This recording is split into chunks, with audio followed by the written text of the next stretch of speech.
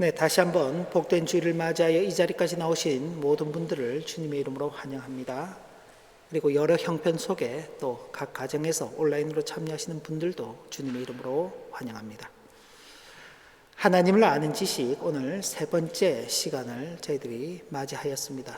오늘도 계속되는 설교의 말씀은 루이스 베일리가 지은 경건의 훈련이라는 책의 내용들을 토대로 하여서 설교가 진행된다는 것을 말씀드립니다. 첫 번째 시간에서는 우리는 하나님의 본질과 삼위 하나님의 이름에 대해서 살펴보았습니다. 그리고 지난 시간 삼위 하나님의 위격의 순서, 성부, 성자, 성령의 순으로 그 위격이 순서가 이루어져 있고, 그리고 그 중에서도 아주 독특하게 성자이신 예수 그리스도만이 육신을 입으시는 그 일들이 있었다.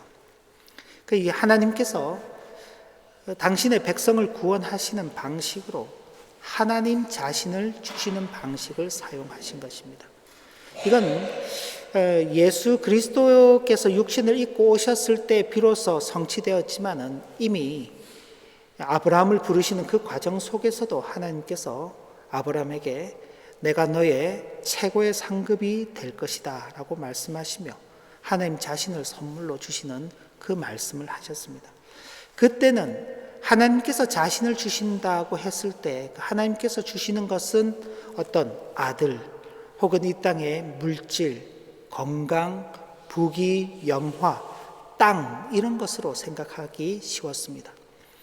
그러나 하나님께서 궁극적으로 자신을 주신다고 말씀하셨을 때는 하나님 자신의 아들을 이 땅에 육신으로 보내시고 이 땅에 그 무엇으로도 해결할 수 없는 그 죄의 문제를 해결하시며 인생들에게 영생이라는 것을 선물로 주시는 그 은혜를 베풀어 주시는 것입니다.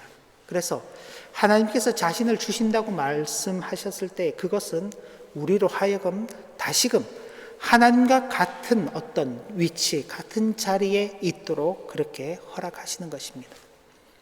첫사람 아담은 하나님과 함께 했습니다. 하나님을 볼 수 있었고 하나님과 교제할 수 있었으며 그가 죄를 짓지 않는 한 영원히 하나님과 함께하는 삶을 살 수 있었습니다. 그러나 그가 타락하여 범죄함으로 말미암아 그 모든 관계가 다 깨어져 버렸는데 하나님께서 친히 자신을 주심으로 말미암아 그 깨어진 관계를 그의 아들을 통해서 회복하시는 것입니다. 오늘은 그런 일에 대해서 조금 더 구체적으로 살펴보는데 우선은 하나님께서 하시는 그 일에 대해서 좀 살펴보기를 원합니다. 하나님께서 하시는 일이라고 표현할 때 그걸 좀 다르게 표현하면 하나님의 사역이라고도 그렇게 표현할 수 있습니다. 특히 삼위 하나님께서 하시는 그 일하심, 사역이라는 것이 어떻게 우리와의 관계 속에서 일하시는가, 또 그 하나님 사이에서는, 삼위 하나님 사이에서는 어떤 일들을 하시는지에 대해서 살펴보기를 원합니다. 하나님의 사역은 외적 사역과 내적 사역으로 구분할 수 있습니다. 하나님의 외적 사역은 피조물과 관계한 사역입니다. 피조물과 관계하였으니까 가장 먼저 무엇이 있을까요? 창조가 있습니다. 창조. 그 다음은요, 그 창조한 이 세계를 그냥 버려두시지 않으시죠. 하나님께서 통치하시고 다스리십니다. 그걸 두고 섭리라고 말하는 것입니다. 그런데 그 속에 인생이 타락함으로 말미암아 하나님의 형상을 잃어버렸죠. 그 잃어버린 형상을 다시 회복하는 그 일을 두고 구원이라고 말합니다. 그리고 구원받은 자와 영원한 형벌을 받을 자들에 대한 심판이 있죠. 그 다음 영원한 생명을 허락하시는 일들이 있는 것입니다. 이 모든 것들이 하나님께서 피조물과 관계하여서 일하시는 외적 사역입니다. 하나님께서 하시는 일에 또 다른 사역이 있는데 그건 내적 사역이라고 말했습니다. 그건 삼위일체 하나님 사이에 피조물인 우리와는 관계가 없지만 하나님 사이에 일어나는 일들, 그건 하나님의 내적 사역이라고 말하는 것입니다. 말씀드린 대로 창조 사역은 성부 하나님께서 주도적인 역할을 하고 계시고 구원 사역은 성자 하나님께서 주도적인 역할을 하고 계십니다. 성화 사역은 성령 하나님께서 주도적인 역할을 하고 계십니다. 하지만 이 사역들이 정확하게 구분이 되는 것은 아닙니다.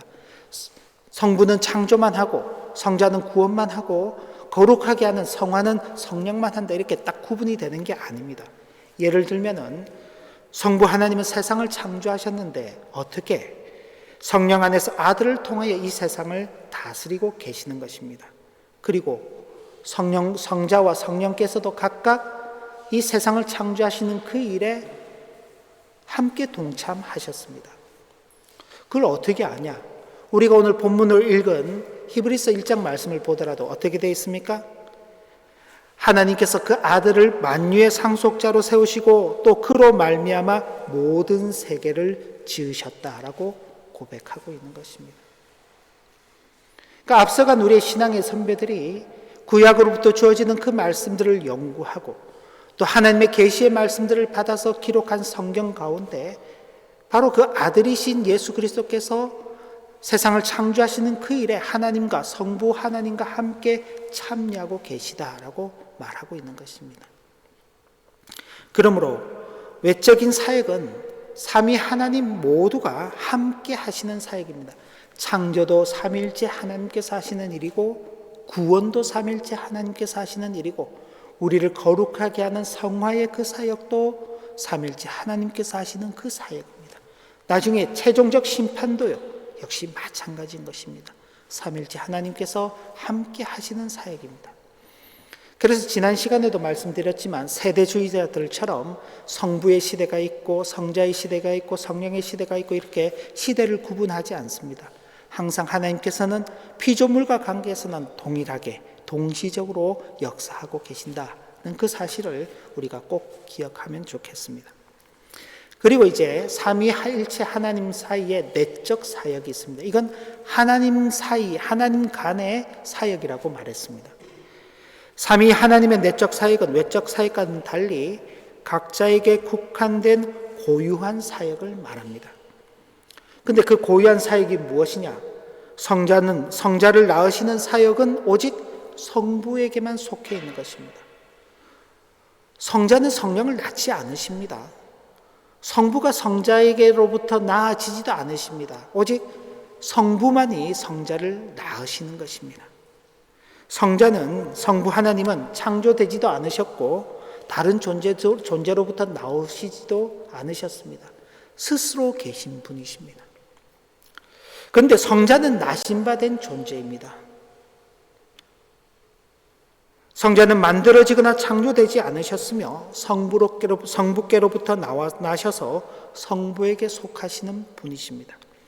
성령은 성부와 성자로부터 나오십니다. 이는 오직 성령께만 해당되는 사역입니다. 아들을 두고 성자가 성부로부터 나오신다라는 표현을 쓰지 않습니다. 아들은 아버지께서 아들을 낳으셨다라고 표현을 하지 낳으심을 받으셨다라고 표현이 되지 나오셨다라는 표현은 사용하지 않습니다. 그 관계가 다 다른 것입니다. 성령은 아버지와 아들에게 속합니다. 성령은 다른 존재로부터 나오거나 창조되지 않으십니다. 그런데 이 모든 일들이 다 언제? 영원한 시간 전에 이루어진 일들입니다.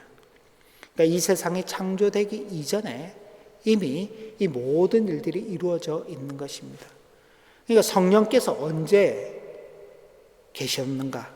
오순절날 마가의 다락방에서 성령이 강림하실 때야 비로소 성령께서 임하지 않으신 것입니다. 구약에 이스라엘의 첫 번째 왕이었던 사울왕, 그 사울왕이 하나님의 영에 사로잡혀서 선지자처럼 예언을 하고 한 그런 일들이 있었습니다. 그래서 사울도 선지자 중에 있느냐 하는 그런 말이 나돌 정도였습니다. 그때 그 사울을 붙들었던 그 심령, 그 영은 바로 성령 하나님을 가리키시는 것입니다. 그러니까 성령 하나님께서는 구약 시대에서도 그의 택하신 백성들이 하나님의 말씀에 따라서 하나님의 그 구원하시는 은혜 속에 살아가도록 하시는 그 힘을 주시는 그 일들을 하실 때마다 늘 성령 하나님께서 역사하고 계셨던 것입니다. 자, 삼위 하나님의 사역과 삼위 하나님의 그 사역들이 나타내는 것은 결국 삼위 하나님께서 어떻게 존재하고 계시는가를 우리에게 가르쳐 주기 위함입니다.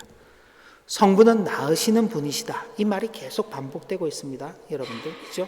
성자는 나신 분이시다. 성령은 나오시는 분이시다. 근데 이것은 삼위 하나님의 다양한 존재 방식을 구분하는 것일 뿐입니다.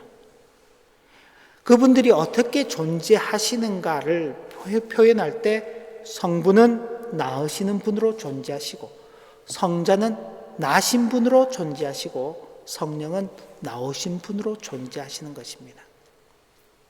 서로 다른 세계의 본질이 존재한다는 것이 아니라 그분들께서 그 다양한 존재 방식으로 계신다는 것을 말할 뿐인 것입니다. 삼위 하나님은 모두 동일한 본질을 영원히 소유하고 계시며 그 어떤 존재로부터 본질을 받지도 않으십니다. 그러니까 외부로부터 뭔가 오는 게 없는 거예요.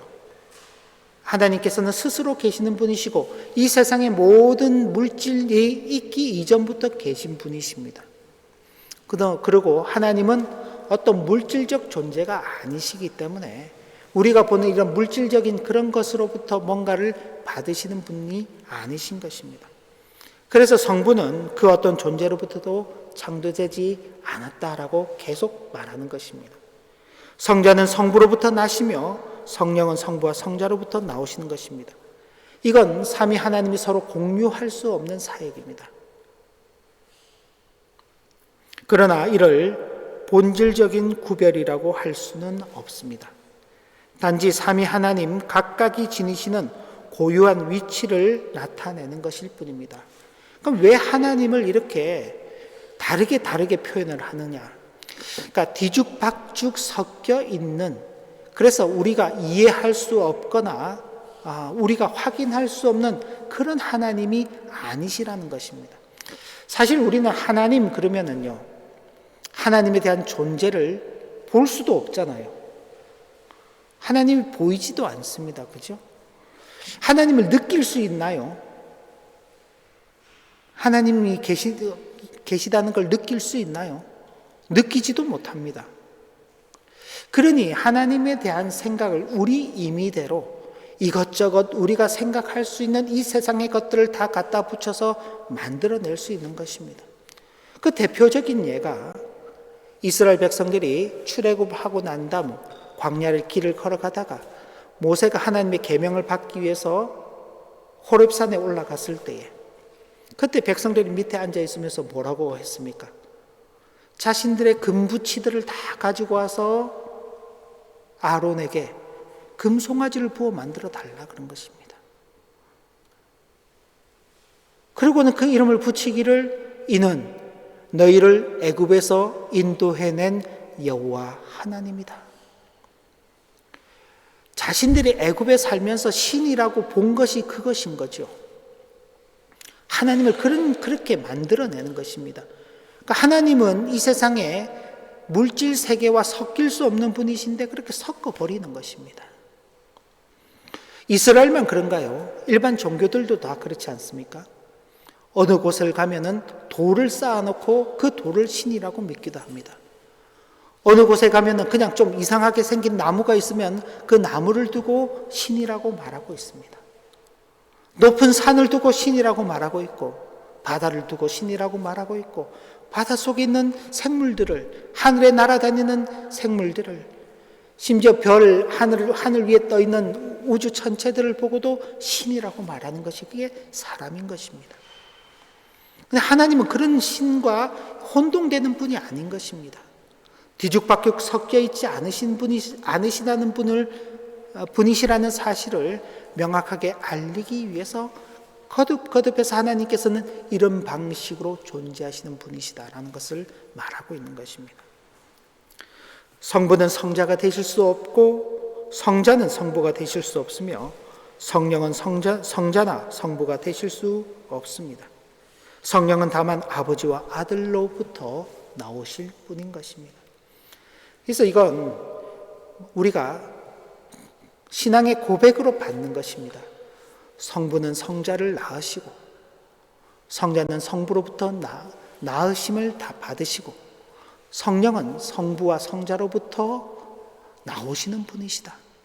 하나님은 스스로 존재하시는 분이시고 어디로부터 창조되거나 외부로부터 어떤 본질을 받으신 일이 없으신 분이시다. 이건 니케아 신경이 고백되는 그때로부터 5세기로부터 해서 교리적으로 체계화되어서 지금까지도 이어져 내려오는 신앙의 고백의 내용들입니다. 단지 우리가 그 신앙의 고백의 내용들을 잘 숙지하지 못하고 있고 또 지금 설교하고 있는 내용들처럼 이게 잘 이해가 되지 않을 수 있기 때문에 교회가 그냥 안 가르치고 있을 뿐인 것이지 표면상으로는 다 그렇게 하고 있습니다. 예를 들면 독일의 루터 교회에서도 아우크스부르크 신앙고백서라는 것이 있는데 그 신앙고백서 안에 서두에 니케아 신조에서 고백하는 것, 다음에 칼케톤 신조에서 고백하는 것들을 받고 있다라고 이야기하면서 이제 서술에 나가는데 사실 이런 내용들이 구체적으로 드러나지는 않습니다. 우리 하나교회도 우리 교회 정관에 보면은 서두에 그렇게 되어 있습니다. 역사적인 신앙의 고백서들을 우리의 신앙의 고백의 내용으로 받고 있다. 그 역사적 고백이라는 것이 사도신경, 아타나우스 신조, 니케아 신조, 칼케톤 신조, 이런 신조 등등입니다. 그리고 가장 가깝게는 하이델베르그 교리문답, 웨스트민스터 신앙고백서 같은 것들을 말하고 있죠. 그런 내용들 안에서는 다루고 있는 것입니다. 우리 교회도 온라인 성경 공부 시간에 하이델베르그를 공부할 때에 그때 이미 공부를 사실은 했던 내용입니다. 그래서 우리는 하나님을 명확하게 알기 위해서 또 하나님께서는 자신을 우리에게 보다 더 분명하게 드러내기 위해서 이런 말씀들을 하시고 우리는 그렇게 하나님을 알아가는 것입니다. 삼위 하나님, 그러나 그분들 사역은 구별이 됩니다. 삼위 하나님은 모두 동일한 본질을 지니고 계시므로 우리는 성부도 성자도 성령도 모두 하나님이심을 고백해야 하는 것입니다. 삼위 하나님은 본질상 서로 다르지 않으시지만 그 사역에서는 서로 구별되십니다. 다시 말해서 위격의 속성상 서로 구별되시는 것입니다. 성부는 하나님이시고 성자는 나신 하나님이시며 성령은 성부와 성자로부터 나오시는 하나님이십니다. 이런 이유로 성경은 하나님의 이름을 두 가지로 일컫는데 첫째는 삼위 하나님이 모두 동일한 본질을 가지고 계시기 때문에 하나님이다 라고 그렇게 부르는 것입니다. 우리가 하나님 그럴 때는 성부, 성자, 성령 이 삼위 하나님이 다 함께 있는 것입니다. 그걸 좀 더 명확하게 하기 위해서 성부 하나님, 성자 하나님, 성령 하나님이라고 그렇게 말하는 것입니다. 우리가 예배를 처음 시작할 때도 처음 부름에서 성부 하나님, 성자 하나님, 성령 하나님이라고 말하는 것은 하나님을 오해할 수 있기 때문에 보다 더 명확하게 고백하기 위해서 그렇게 호칭들을 사용하는 것입니다. 둘째로는 각 위가 존재하는 방식에서 서로 구별되기 때문에 아버지, 아들, 성령으로 구분하여 부르는 것입니다. 삼위 하나님은 서로 하나이신 동시에 각 위가 서로 구별되십니다. 삼위 하나님은 우리와의 관계 속에서 삼위로 역사하시는 것이지 하나님 그분 스스로 계실 때는 한 분의 하나님만 계시는 것입니다. 왜 우리와 관계에서 그러시는가? 그는 나중에 마무리 시간에 좀 더 살펴보도록 하겠습니다. 따라서 하나님은 동일한 신성 안에 삼위로 계십니다. 삼위 안에 하나로 하나 안에 삼위로 계십니다. 이것은 거룩한 신비입니다. 그 신비다 보니까 우리가 신비한 것들은 이해가 잘 안 되잖아요. 신비한 것들은 우리가 선뜻 이해하기가 어렵습니다. 그럼 신비가 아니죠. 신비한 일들은 우리의 이해 차원을 넘어서는 것입니다. 하나님께서 존재하시는 방식이 바로 그렇습니다. 그러므로 호기심에 이끌려서 인간의 이성으로 하나님의 말씀에 계시하신 것 그 이상으로 알려고 해서는 곤란합니다. 그래서 우리는 이것을 믿음으로 받는 것입니다. 삼위일체 하나님께서 이런 방식으로 존재하고 계신다. 성부는 성자를 낳으시는 분, 성자는 성부의 낳으심을 받으신 분, 그리고 성령은 성부와 성자로부터 나오시는 분. 삼위 하나님은 본질적으로 동일한 본질이시지만은 그 위격에 있어서는 구별이 되신다. 창조받지 않으시고 외부로부터 어떤 본질의 유입도 없으신 완전한 분으로 우리는 그 삼위일체 하나님을 대해서 고백하는 것입니다. 이런 내용들은 오늘 설교의 내용은 제가 서두에도 말씀드렸던 것처럼 지금으로부터 약 한 400년 전에 살았던 루이스 베일이라는 신학자가 그 교회에서 설교한 내용입니다. 근데 이런 내용들은 그분만 한 것이 아니라 우리가 이미 공부했던 하이델베르그 교리문답. 하이델베르그는 저기 프랑크푸르트보다 좀 더 아래쪽에 있죠. 독일에 있는 지역이고 독일에 있는 교회입니다. 그 지역은 루터교의 영향이 아닌 개혁교회의 영향을 받아서 신앙 고백서를 작성했는데 바로 그게 하이델베르그 교리문답입니다. 바로 그 교리문답은 1563년에 작성이 됐습니다. 그 안에도 바로 이 삼위일체 하나님에 대한 이런 내용들이 고백되어지고 있는 것입니다. 그러니까 우리가 이런 내용들을 너무 익숙하지 않은 것이죠. 근데 최근에 이제 제가 저희 집 아이들에게 이렇게 대화를 하던 중에 저희가 지금 삼위일체 하나님에 대해서 설교를 하는데 마침 지금 학교에서도 삼위일체 하나님에 대해서 혹은 뭐 그 성령에 대해서 이렇게 하일리게 가이스트에 대해서 이렇게 뭐 공부를 하고 있다고 이야기를 하는데 그러면서 학교에서 있었던 이야기들을 이렇게 좀 해주더라고요.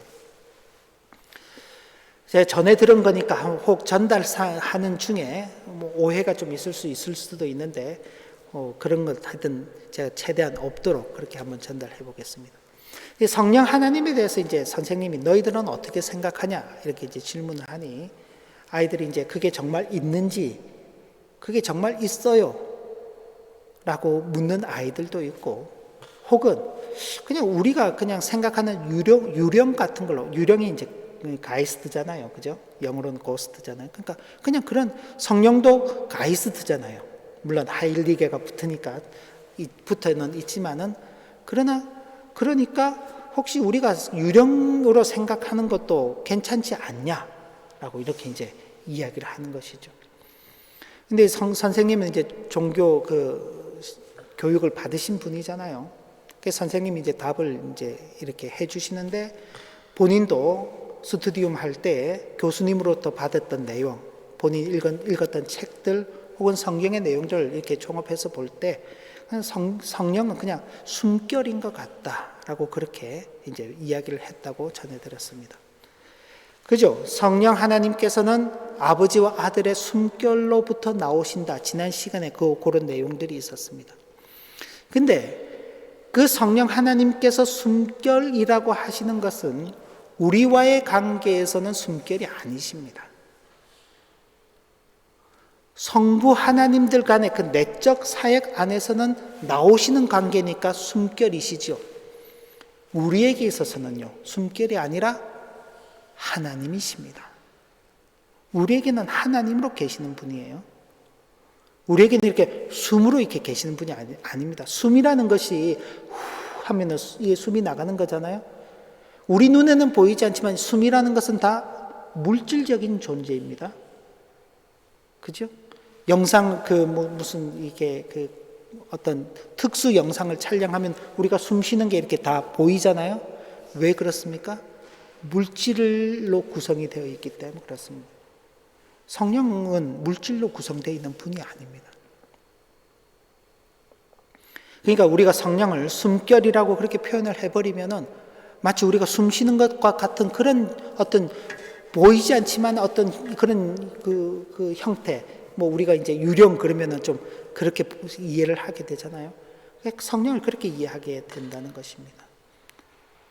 그럼 성령 하나님을 제대로 이해하지 못하게 되고 이 세상에 있는 그런 어떤 우상이라든지 혹은 헛된 신앙과 뒤섞어 버리는 그런 일들을 만나게 되는 것입니다. 자, 우리 교회가 삼위일체 하나님에 대해서 배우고 그 내용을 계속 지켜가야 하는 그 이유가 무엇인가? 첫째는 하나님의 영광을 위함이기 때문에 그렇습니다. 하나님께서 우상들과 다른 분이심이 드러나고 우상들과 뒤섞이지 않도록 해야 하기 때문입니다. 하나님께서 계시하신 바 자신의 모습 그대로 알려지시고 경배를 받으시게 하기 위함이기 때문에 우리는 이 삼위일체 하나님에 대해서 배우고 또 그 내용을 계속 지켜가야 하는 것입니다. 그리고 두 번째로는 우리의 위로와 구원을 위함이기 때문에 그렇습니다. 성부 하나님을 알지 않고서는 아무도 구원을 받을 수 없습니다. 그런데 성자가 없이는 성부를 알 수가 없습니다. 오늘 우리가 읽은 성경의 본문에도 어떻게 되어 있습니까? 자, 히브리서 1장에 보시면은 이는 3절입니다. 3절. 이는 하나님의 영광의 강체시오 그 본체의 형상이시라. 아들을 통하지 않고는 하나님의 그 본체를 알 수가 없는 것입니다. 하나님이 어떤 분이신지를 알 수가 없어요. 아들을 통하지 않고는 하나님께서 어떤 일을 하시는지를 알 수가 없는 것입니다. 그러니까 아들이 오시니까 비로소 그 아들을 통해서 하나님께서 우리를 위해서 하시는 일이 무엇인지를 알게 되는 것이죠. 무엇입니까? 죄로 말미암아 타락한 인생을 그 죄로부터 해방시키시고 영원히 죽을 인생을 영원히 살 인생으로 바꿔주시는 그 하나님의 놀라운 역사하심을 보게 되는 것입니다. 그러니까 아들을 통하지 않고는 아버지를 알 수가 없어요.